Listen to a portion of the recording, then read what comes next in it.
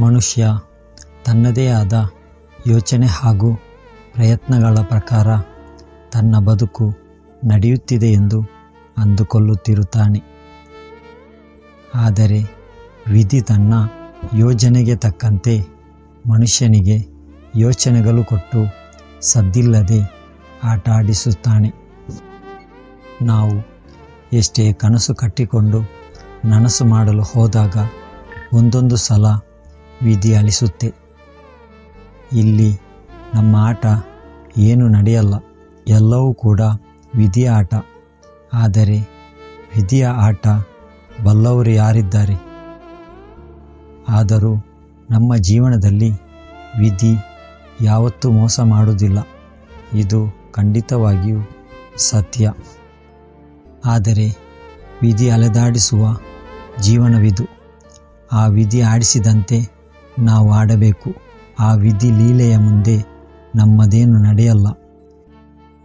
ವಿಧಿ ಆಡಿಸಿದಂತೆ ಕುಣಿಯಬೇಕು. ನಾವು ಕೇವಲ ಉರುಳುವ ಬಂಡಿಗಳಷ್ಟೇ. ಮುಂದೆ ಕಲ್ಲಿರಲಿ ಮುಳ್ಳಿರಲಿ ಉರುಳುತ್ತಾ ಹೋಗುವ ಬದುಕು ಮಾತ್ರ ನಮ್ಮದು. ಎಡವಿ ಬಿದ್ದರೂ ಕೂಡ ಮುಳ್ಳು ಚುಚ್ಚಿಕೊಂಡರೂ ಮುಂದೆ ಸಾಗಲೇಬೇಕು. ಎಂತಹ ಜೀವನ ಅಲ್ವಾ ನಮ್ಮದು?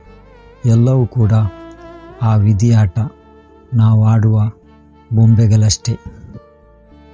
ಆದರೆ ಏನೋ ಮಾಡಲು ಹೋಗಿ ಏನೆಲ್ಲ ಪ್ರಯತ್ನಗಳನ್ನು ನಾವು ಮಾಡುತ್ತೇವೆ.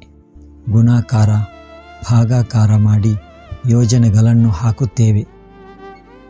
ಆದರೆ ನಮ್ಮ ಎಲ್ಲ ಲೆಕ್ಕಾಚಾರಗಳನ್ನು ತಲೆಕೆಳಗೆ ಮಾಡಿ ಬೇರೊಂದನ್ನೇ ಸಾಧಿಸುವ ನಮ್ಮ ಕಣ್ಣಿಗೆ ಕಾಣದ ಶಕ್ತಿಯೊಂದಿದೆ. ಅದೇ ವಿಧಿ. ನಮ್ಮನ್ನು ಪರೀಕ್ಷೆಗೆ ಒಡ್ಡಿ ಶಕ್ತಿಗಳನ್ನು ಪರೀಕ್ಷಿಸಿ ತನಗೆ ಬೇಕಾದುದನ್ನೇ ಮಾಡುವ ವಿಧಿಯ ಆಟ ಎಂದಿಗೂ ದಣಿಯದ ಹಾಗೂ ಮುಗಿಯದ ಆಟ. ವಿಧಿಯ ಆಟ ಬಲ್ಲವರು ಯಾರು?